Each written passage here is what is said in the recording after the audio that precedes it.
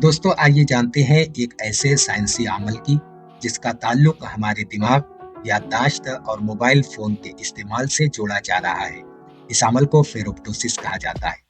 Ferroptosis दरअसल cell की एक खास किस्म की मौत है, जिसमें सेल के अंदर जहरीले असरात बढ़ जाते हैं और आहिस्ता आहिस्ता सेल खत्म हो जाता है।